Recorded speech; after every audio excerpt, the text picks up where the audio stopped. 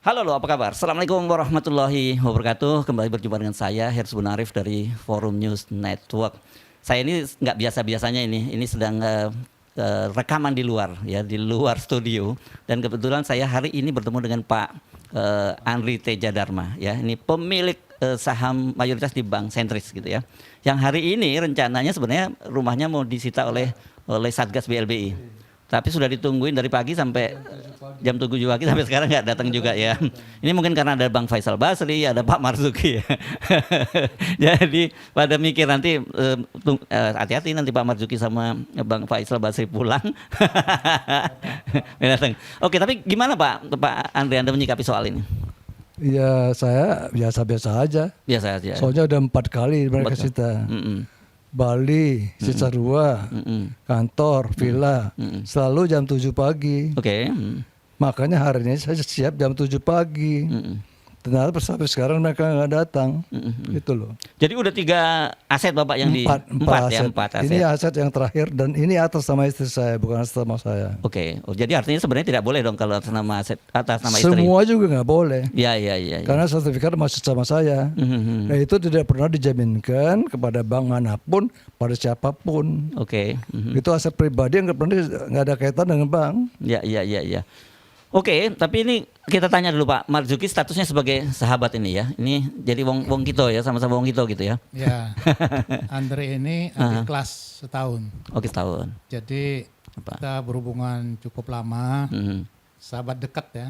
Ini saya coba tebak nih, SMA-nya Saverius ya waktu itu. Saverius. Nah, boleh, oke. Orang Saverius itu selalu berani nyatakan sikap. Oke. Ya. Kalau ada yang salah kita berani nyatakan, yang benar yang bagaimana. Oke, tapi Pak, kenapa kemudian Bapak bela? Apakah hanya sekedar pertemanan atau ada soal yang menurut Bapak ini kesewenang-wenangan begitu? Mas Hersu kan udah tahu, saya itu selalu bicara tentang kebaikan. Oke. Kalau ada hal-hal yang tidak baik, pasti saya berani bicara. Ya.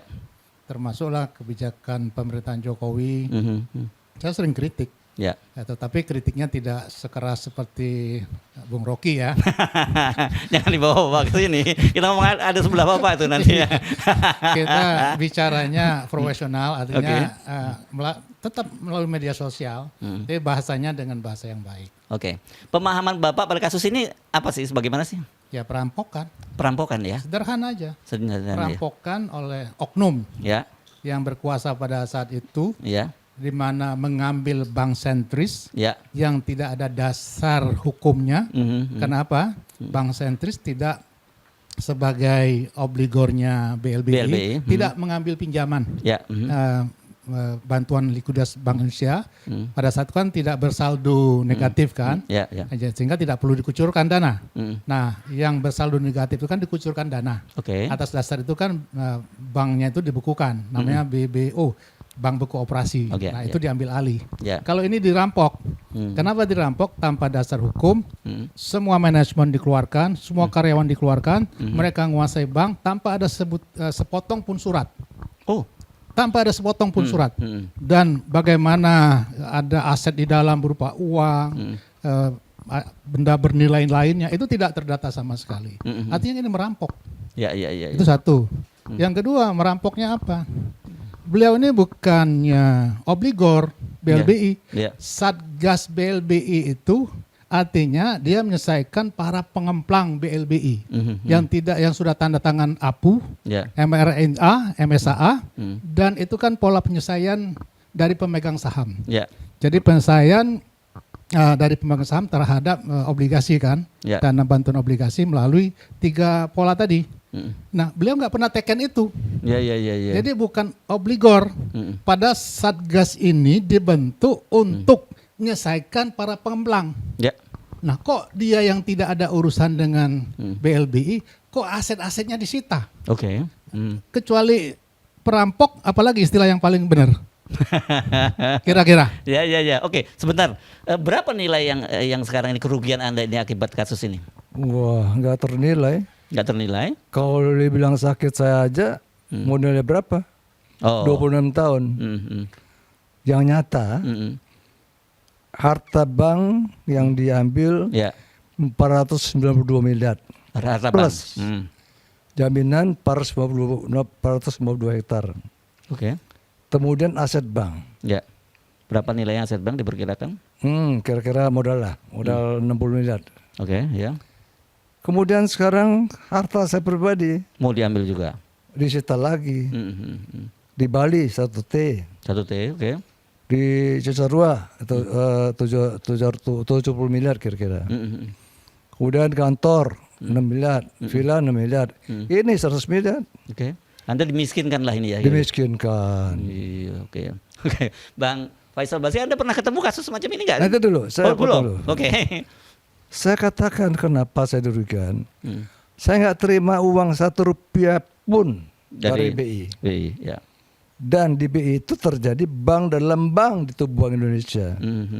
Di mana duit itu turun dari rekening palsu. Rekening palsu. Dimainkan oleh bank-bank mengeluarkan uang itu dari BI. Oke. Jadi yang terjadi bukan saya saja yang dirugikan, tapi negara telah dirugikan. Ya. Ini ada kong kali kong dengan orang BI atau tidak? Pasti. Pasti, ya. Kalau enggak bagaimana ada rekening BI? Berapa nilainya pada waktu itu yang nilai kalau nilai saya 629 miliar. 690 miliar. 629. Oke. Dan itu sama sekali tidak terima ya Bapak ya? Nggak terima. Oke. Sekarang kita pindah dulu ya, nanti Bapak tambahkan. Bang Faisal pernah ketemu kasus semacam ini? Tidak pernah. Tidak pernah? Waduh, Tidak jadi ini pernah. kasus langka dong ya hitungannya? Super langka lah Super ya, langka. Mas Hersu. Barangkali flashback ke belakang lagi lah ya. Iya. Kan dulu krisis, perbankan kita hancur, lebur. Ini 98 ya? 98, kemudian uang diambil oleh masyarakat, tentu saja bank tidak punya uang yang cukup. Ya, likuiditasnya Nah ya. dulu BI masih di bawah pemerintah, belum independen. Ya. Nah pemerintah mengatakan, Pak Harto katakan pokoknya keluar penuhi segala jumlah uang berapapun yang akan diambil oleh nasabah. Ya. Jadi keluarlah BLBI kira-kira 650 triliun itu, hitung-hitungannya belakangan. Nah sudah keluar uang, diidentifikasi lah ya, asetnya cukup enggak? Kan asetnya di dalam kredit-kredit itu cukup enggak? Segala macam yang cukup ditambah dengan jaminan pribadi yang cukup namanya MSAA. Yang tidak cukup MR-NIA dan APU, akta pengakuan utang. Itu prosesnya pokoknya agar dikembalikan agar negara dapat kembali uangnya kan, yang 650 triliun itu. Nah, Bank Sentris Internasional saya kenal Bang Andri sebelum Pak Harto jatuh ya Bang ya.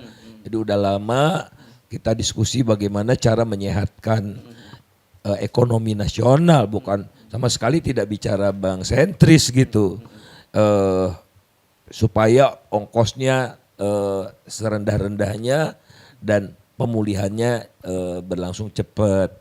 Nah, Bank Sentris Internasional ini seperti Pak Marzuki katakan tadi tidak menerima BLBI sama sekali. Dan juga tidak mengajukan ya Pak Andre ya?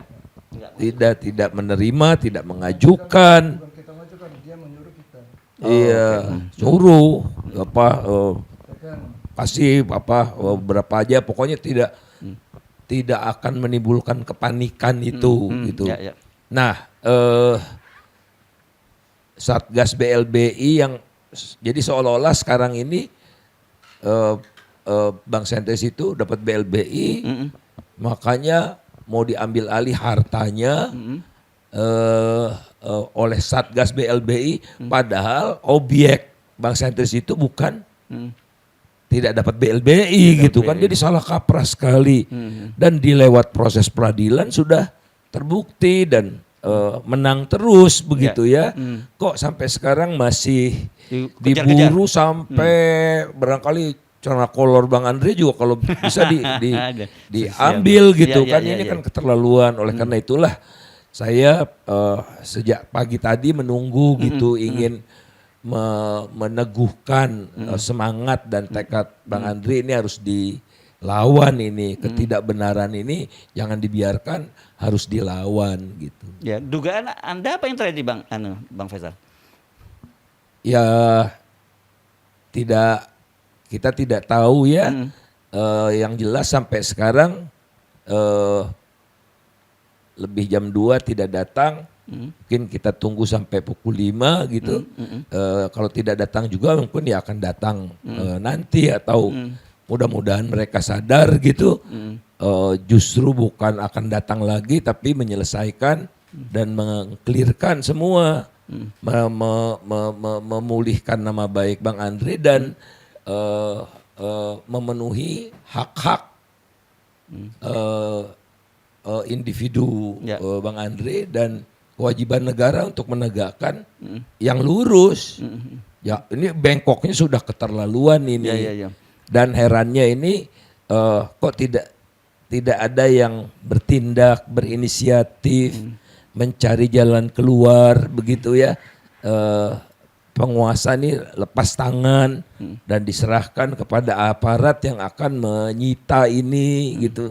Undang-undang PUPN ya, itu kan tahun 50-an kalau nggak salah, konteksnya beda gitu.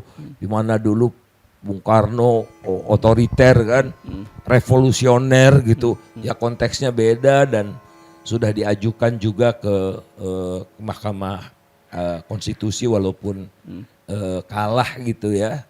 Ini konteksnya udah nggak bener ini. Kan ini waktu itu Satgas BLBI di bawah Pak Mahfud MD ya. Koordinatornya ya. Pernah ada komunikasi sama beliau? Sudah, Pak Dok? Gimana? Saya paparan dengan dia di ruang Bima. Oke, terus? Apa kata beliau? Beliau mengatakan saya tidak punya tupoksi. Oh. Silakan gugat. Saya sebelum gugat saya menghargai pemerintah. Saya bilang ini kalau nggak selesaikan nanti ekonomi Indonesia akan rusak. Kalau ini terbuka pasti rusak. Oke. Dia bilang udah, buat apa rusak? Bongkar aja katanya. Kata bongkar Pak Mahfud. Iya. Jadi saya gugat, terpaksa. Oke. Hasil gugatan itu? Menang. Di pengadilan apa itu? PT-UN dan PT Tun menang. PT Tun, oke, ya. Dan kemudian pemerintah melakukan nggak melakukan apa-apa. Nggak melakukan apa-apa. Sikat terus. Oke. Jadi artinya sebenarnya harusnya memang kalau PT Tun belum inkrah sih ya harusnya ya. Tapi mereka ada upaya untuk maju banding gitu ya. Betul. Tetapi setidaknya dari situ saja kita udah bisa dapat gambaran kan. Betul. 6 kali saya tahu. PN menang. Bayangkan orang nggak punya dokumen selembar pun. Ya. Bisa menang nggak lawan orang lain? Ya berat lah, nggak mungkin. Orang nggak punya dokumen selembar pun bisa menang nggak lawan negara? Ya. Saya menang. Oke. Itu ciri-ciri. Saya menang. PT. Mereka dikatakan gugatan BPN terlalu prematur. Ya. EMA. Gugatan tidak terdaftar di pengadilan. Ya. Ada surat dari EMA mengatakan mereka BPN tidak pernah memberikan permohonan kasasi. 3 surat.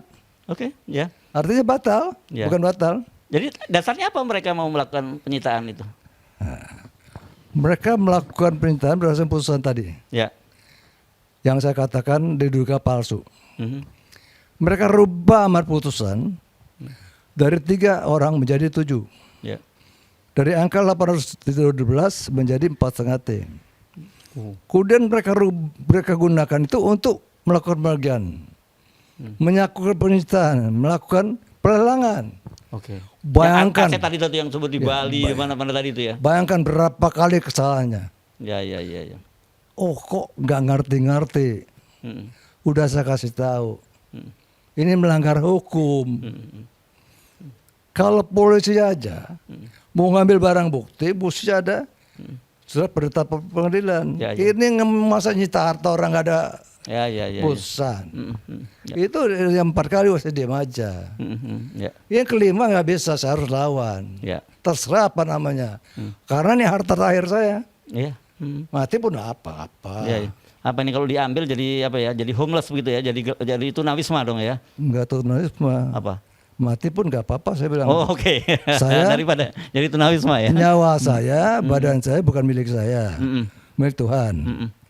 Hilang pun saya nggak takut, tapi saya akan berbuat sesuatu. Oke. Ya. Pak Marzuki, ini sebenarnya kita jadi bingung nih apa yang terjadi dengan ini. Tahun 98 itu, 99 Ya.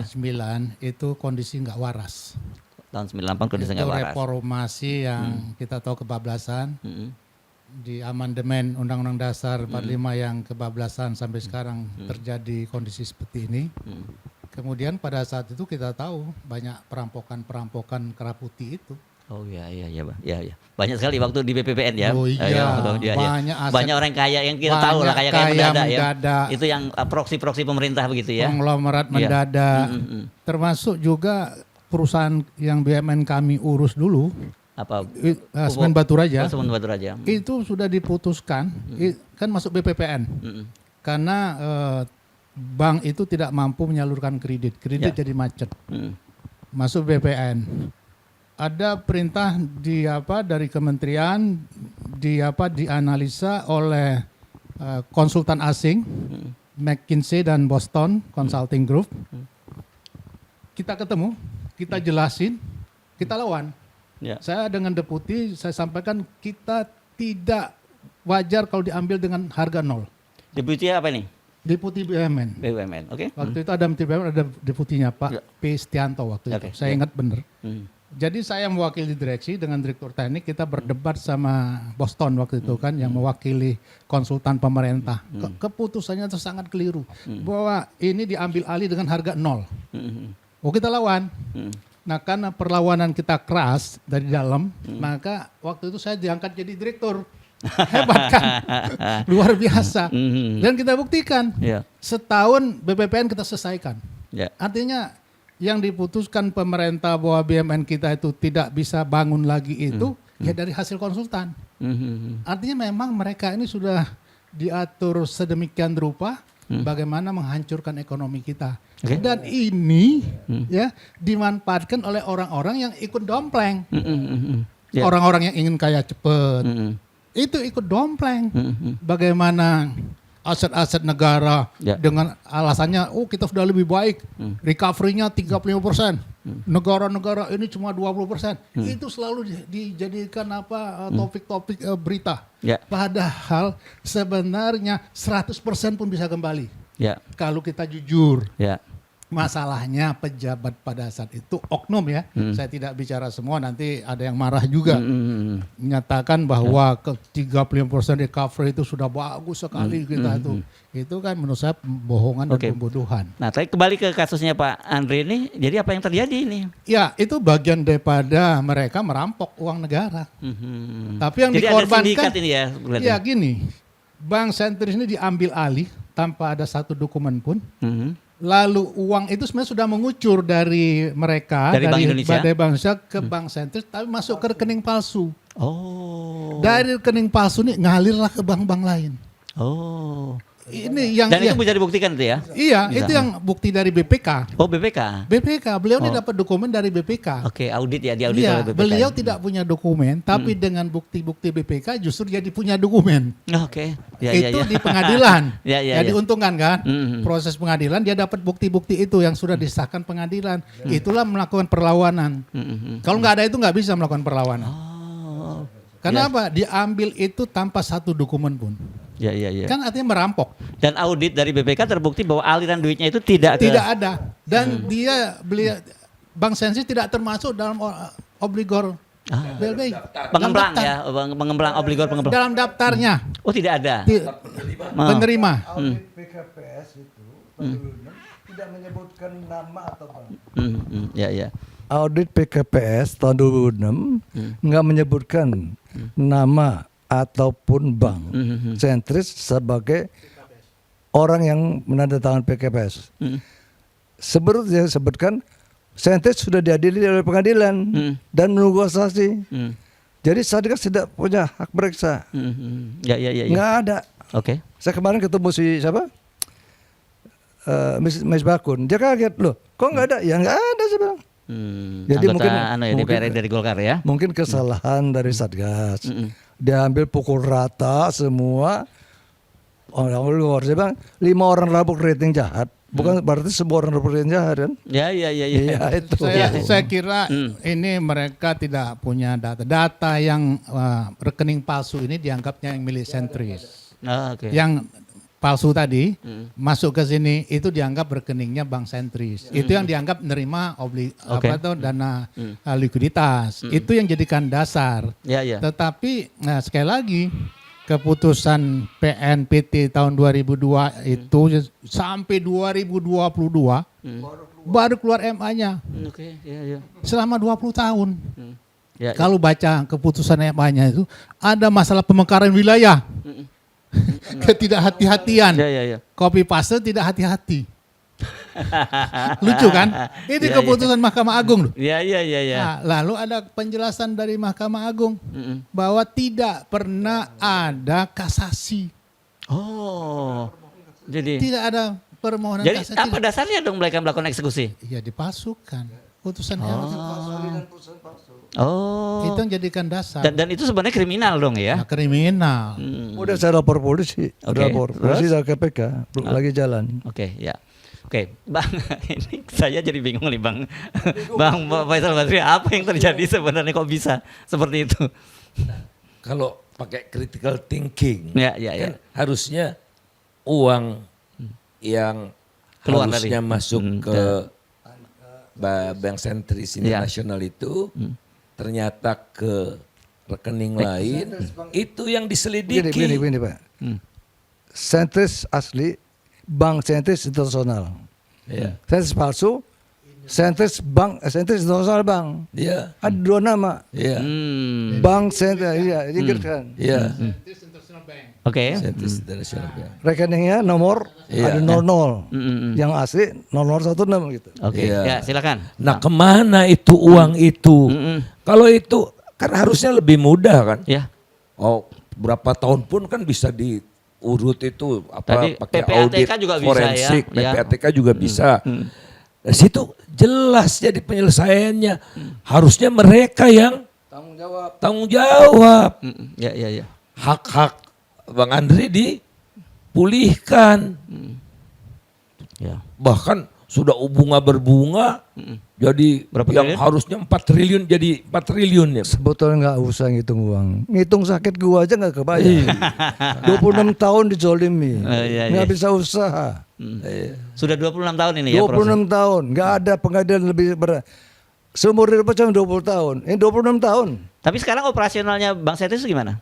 Tutup kan. Udah ke operasi, ditutup. Tutup semua, nggak ada yang minjemin duit, takut kongsi.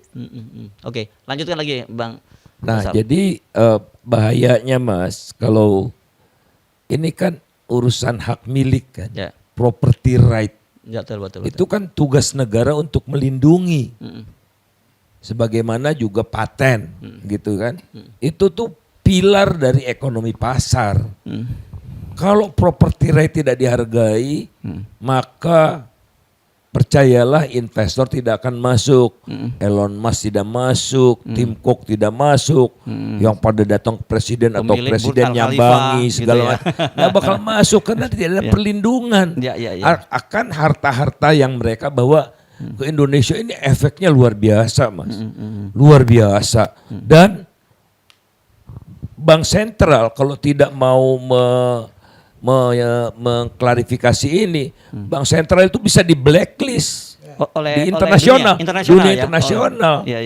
Iya kan? Ada namanya sekarang FATF kan? Apa itu? Financial Action Transaction Task Force. Itu yang kejahatan-kejahatan perbankan, kejahatan ini bisa di blacklist kita. Kalau di blacklist, wah kita nggak bisa ekspor impor. Itu bahaya sekali dan tidak ada gunanya Pak Jokowi semua menterinya, wah investor nggak ada yang akan datang. Yang datang adalah penjahat-penjahat. Datang si investor datang, yang penjahat-penjahat lah, yang bekerja sama dengan penjahat lokal. Itu jadi wah luar biasa ini. Oke, tapi itu dampak secara makro ya ini makroekonomi kita. Tapi kalau pertanyaannya balik kepada Pak Andri ini, apa yang bisa dilakukan dalam situasi sekarang ini? Karena dia sudah dizolimi, sudah dimiskinkan, sakit sekian puluh tahun. Saya kira ini pasti psikologis ini dampak dari kasus ini ya. Saya rasakan ini udah jelas segala jalur hukum sudah ditempuh gitu. Ya. Tapi kan hukum kita kan diobok-obok terus oleh kekuasaan di era Jokowi ini kan. Ya, Jokowi menyadari itu dan dia ngaku gitu waktu tim percepatan reformasi hukum itu bertemu dengan Jokowi, Jokowi bilang maaf memang 9 tahun ini saya tidak menyentuh hukum. Menurut saya lebih parah dari itu. Dia dirusak hukum, dirusak aturan. Hukum kan aturan main, Mas. Betul. Dan menciptakan kepastian dan semua harus berbasis hukum. Tapi kalau sekarang kan kekuasaan yang menyebabkan ini beyond hukum itu yang kan kekuasaan. Jadi kekuasaan yang harus masuk membenahi, tapi tidak mungkin era Pak Jokowi kan. Jadi udah hopeless lah kita ya. Hopeless lah. Dia terus ngerusak terus tiap hari kan. Sampai anaknya berhasil jadi gubernur, wah apa segala macam gitu, mantunya segala macam itu susah lah. Nah oleh karena itu proses politiknya harus jalan dari sekarang sehingga political will untuk menuntaskan persoalan ini diurai satu-satu, ketemu dan yang paling bertanggung jawab harus bertanggung jawab gitu. Yang paling biangnya siapa? Karena siapa tahu proses gelap bank dalam bank ini itu terjadi juga yang lain-lain belum ngaku aja barangkali atau karena tidak dianiaya seperti Bang Andri, diam aja lah daripada repot kan melawan kekuasaan kan orang takut juga gitu. Yang takut kalau masih berlangsung sampai sekarang. Betul. Oke. Jadi ini artinya apa? Ini sebenarnya dari sisi hukum sebenarnya udah clear, tetapi tetap saja mereka nggak peduli soal hukum itu ya, gitu ya? Banyak hakim sendiri cerita kepada saya waktu persidangan jangan optimis dulu, kalaupun Anda menang di PT UN ini sudah inkrah di Mahkamah Agung, tetap aja pemerintah tidak akan melaksanakan gitu. Jadi betapa congkaknya memang menguasai ini. Padahal hukum kan berlaku buat semua equal before the law. Oke. Jadi gimana Pak Marzuki? Jadi karena kayaknya hukum udah nggak jalan nih, Pak Marzuki sama Bang Faisal Basri ini pasang badan lah gitu ya untuk Pak Andri ya. Iya, kita selalu bicara untuk kebenaran ya, karena ini masa depan bangsa kita. Kalau tidak ada. Jadi ini bukan persoalan Pak Andri, bukan soal apa ya? Banyak ini persoalan bangsa ya. Kita mikirkan masa depan bangsa kita. Kalau tidak ada orang yang berani mengungkapkan ketidakadilan, ini akan terjadi selanjutnya terus-menerus bagaimana masa depan anak-anak kita. Makanya kita selalu konsisten di dalam menyatakan sikap kita kalau ada hal-hal yang kita rasakan tidak adil. Nah, ini yang saya ingin sampaikan. Harusnya ada dialog ya. Buka dialog, dicek aja apakah Andri ini, bank sentris ini adalah obligor BLBI. Satu ya. Nah, Satgas jelas tidak menangani masalah di luar obligor BLBI. Kalau dia bukan obligor BLBI, stop masalah ini. Kan harusnya ada dialog di sana. Karena apa? Kalau ini diselesaikan dengan pengadilan, tidak ada seorang pun optimis bahwa pengadilan di Indonesia itu akan tegak. Serem ini ya. Serem. Makanya ya kalau kebenaran itu diadili, hancurlah negara kita. 2 kali 2 harusnya 4 diadili. Itu bisa 5, bisa 6, tergantung hakim. Nah kasus ini kan jelas. Beliau dan bank sentris itu bukan obligor BLBI. Satgas BLBI ini ngurusi obligor BLBI. Ya harusnya kan kasus hukumnya dicari ya, siapa yang ada melakukan kriminal ini kan gitu. Betul. Nah harusnya ada dialog di sana, ditunjukkan semua bukti, fakta hukum, jelas semuanya. kalau memang bukan obligor, stop kasus ini. Betul. Dicarikan masalah yang lain. Kalau ada masalah-masalah hukum lain, selesaikan secara hukum. Tadi katanya kan memang di Satgas BLBI tidak masuk dalam daftar obligor kan? Iya, jelas tidak masuk. Tidak masuk dalam PKPS. Iya. Jadi penyelesaian kredit oleh pemegang saham itu tidak ada sama sekali. Jadi ada datanya nama-nama yang sebagai penerima BLBI. Kan tidak ada namanya. Loh kok pemerintah diem, Menteri Keuangan diem. Kenapa diem? Ini tanda tanya. Apakah bagian daripada itu? Wallahu a'lam kita. Iya. Orang yang tahu bahwa itu ketidakadilan, penzuliman kepada masyarakat, harusnya dia turun tangan menyelesaikan. Nggak bisa dilepaskan kepada satgas-satgas yang tidak mengerti. Makanya saya bilang kalau Satgas datang ya kita hormati dia. Karena dia melaksanakan tugas tanggung jawab dia sebagai orang lapangan. Tetapi tolong sampaikan juga Anda itu menjalankan perintah yang melanggar hukum. Itu yang akan kita sampaikan. Okay. Jadi Satgas juga dia tahu apa yang ditugaskannya melanggar hukum atau enggak. Kalau melanggar hukum laporkan dong ke atasan. Pak, Bu, ini kita melanggar hukum. Fakta yang disampaikan kita begini. Kan harusnya berani nyampaikan. Jangan melaksanakan perintah seperti kacamata kuda. Tabrak saja semuanya, tidak lihat aturan, tidak lihat hukum, semuanya diterabas. Jadi mana lagi kita bisa berharap dengan negara ini? Nah, saya khawatir tadi yang disampaikan oleh Bang Faisal tadi, ada Financial Action Task Force. Kalau kita bawa ke sana gimana ini? Ini pertanyaan. Kalau kita dizolimi sama sekali, ya tinggal pilihan. Ada kasus nggak negara yang pernah atau bank sentral sebuah negara yang kena seperti ini, Bang? Ada. Ada ya? Ya, bisa di blacklist. Dan pihak yang hukum itu di bawah UN loh, Mas, PBB. Iya. Di bawah PBB, jadi beyond state border, country border. Hukumannya Guantanamo, Mas. Kalau di Sukamiskin, kayak enak. bisa bikin istana, Guantanamo. Jadi yang terlibat itu parah deh. Nanti saya bisa rekomendasikan ke sana. Akan dibawa ke sana ya? Nah, ini harus hati-hati loh pemerintah. Kalau tidak mendengarkan teriakan-teriakan keadilan ini, ya orang kan harus mencari pintu kan, mencari keadilan. Ini kayak semacam mahkamah internasionalnya gitu ya, Bang? Interpolnya di bidang Interpol. Di bidang masalah perbankan. Oh, iya, oke. Ya. Ini menarik ini. Iya, menarik. Oke. Jadi apa yang bisa dilakukan sekarang ini? Jadi Pak Ersu ya. Saya ini 25 tahun diem aja. Maju ke teman saya kan. Iya. Nggak pernah saya ngadu. Oke. Karena bukan saya salah, bukan saya takut. Karena saya sayang sama bangsa ini. Kalau ini saya buka, ekonomi Indonesia hancur. Kenapa? Saya buka bank dalam bank di tubuh Bank Indonesia. Artinya nasabah Bank Indonesia itu perbankan. Ya. Takut sama BI kan? Ya. Maka menarik uangnya dari BI. Artinya SPN akan cair. Sudah cair hari ini. Kedua, waktu Indonesia kurang likuiditas, LC akan ditolak. Terjadi krisis keuangan.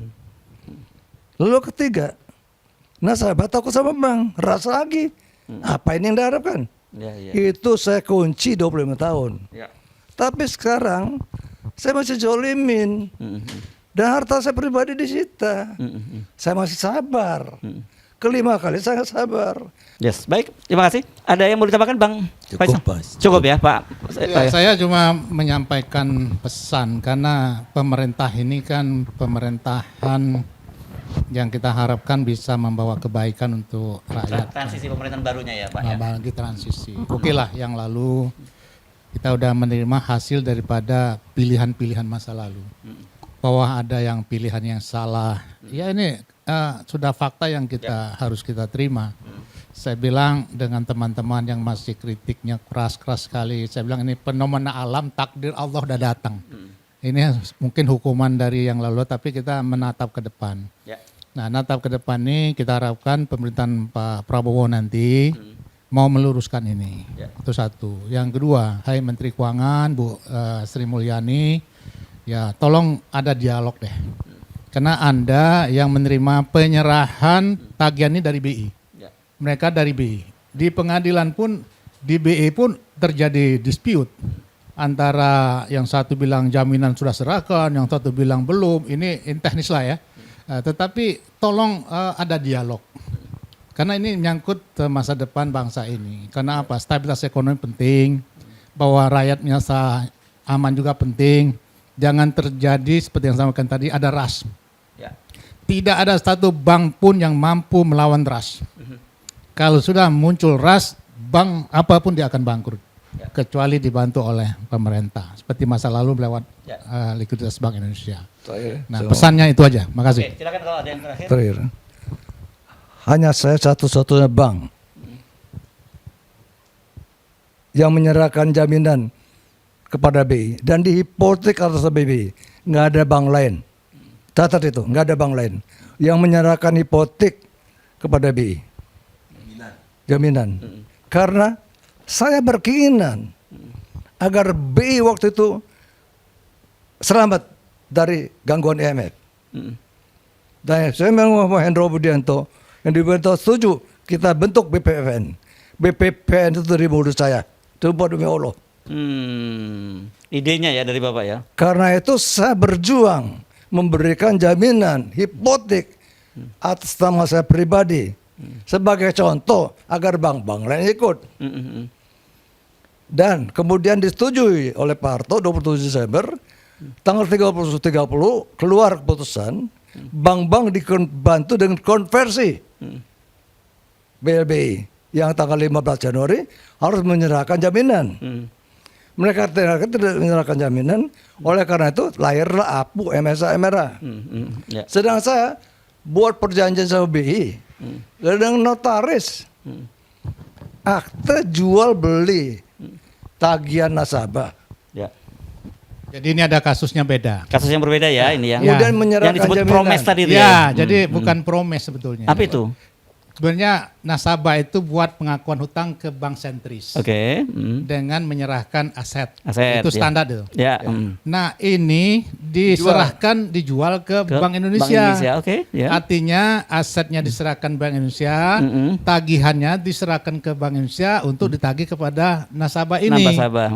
Nah, dilalahnya asetnya diambil, duitnya nggak Cairkan. Dan malah dibilang dia yang Jaminan diterima juga. jaminan diterima dan Aset tidak jelas juga kemana jaminan itu.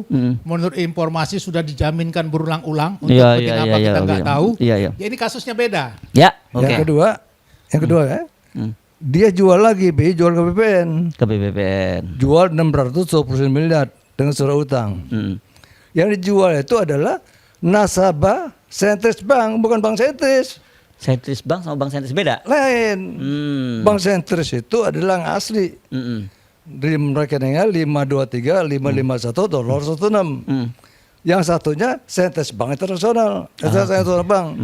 523, 521, 000. Ya. Jadi itu yang digunakan sebagai jualannya, yang sentris itu lagi. Ya, oke. Gitu loh. Ya, Jadi ini celaka sekali. Ya. Memang ini luar biasa ini ya. Satu yang terakhir ya. Ya, apa itu Bang? Yang saya takuti. Bank ini tutup tahun 98. Ya. Masih beroperasi sampai 2004. Udah berapa tahun? 26 tahun. Bank pas 2004. 2004, oke. Jadi dia berkooperasi tapi tetap operasi. Alamatnya pindah Nah, di Upindo. jadi operasinya itu ketahuan apa? Pajaknya. Ada tagihan pajak, kurang bayar. Bagian pajak kurang bayar. Kaget saya. Ke sini. Oh. Begitu mau dibayar ke sana, ada orang lain yang sudah Ada yang mau diselesaikan. bayar. Iya. Nah, saya takut, saya khawatir. Please BI. Kalau ini masih terjadi di BI, matilah gue dari warga negara ini. Rakyat sumpah hancur. Ya. Ini nggak boleh terjadi. Bukan saya yang terjerukan, rakyat. Ya. Jadi lucu itu. Ya. Bukan lucu, ini sih tragedi ini. Kalau lucu sih kita bisa ketawa ya Bang Faisal ya ini. Ini lucu ketawa sambil nangis gitu. Oke, ya, tragis lah peristiwanya. Tragis. Oke, Pak Andri, juga Pak Marzuki dan juga Bang Faisal Basri. Mudah-mudahan aja ya ini memberikan semacam ini ya, semacam pemahaman gitu. Karena saya takut jangan-jangan ini yang main di level bawah gitu, sebenarnya di level atasnya nggak tahu gitu ya Bang Faisal ya. Kelas berat pasti mau buka rekening segala macem kan. Iya. Nggak sampai ya. Yang penting soal tahu Gubernur Bank Indonesia nggak ngerti soal ini ya. Mudah-mudahan kan diganti juga kan. Januari sudah Miranda, Aulia Pohan, Iwan Renata dan Sabudin. Ya, mudah-mudahan ini kan sekarang Pak ini kan masuk tim ekonominya Pak Prabowo gitu ya. Ya. Oke, baik. Terima kasih. Kita sampai ketemu lagi ya. Ya, oke. Salaman dulu kita. Ya, oke. Oke, demikian tadi perbincangan saya bersama dengan 3 orang, Pak Andri Teja. Ini adalah pemilik bank sentris yang jadi yang korban dizolimi, gitu, yang sampai sekarang kemudian jadi sakit ini ya, pasti karena tekanan psikologis yang luar biasa begitu. Ada sahabatnya Pak Marzuki Ali, adik kelas ya dulu ya di SMA ya, adik kelas 1 tingkat Bang. Kalau ini ya memang urusannya begini, kalau Bang Faisal Basri tukang dobrak-dobrak aja. Pokoknya iya. Oke, terima kasih, sampai ketemu lagi. Saya Hersbun Arif. Sampai ketemu. Assalamualaikum warahmatullahi wabarakatuh.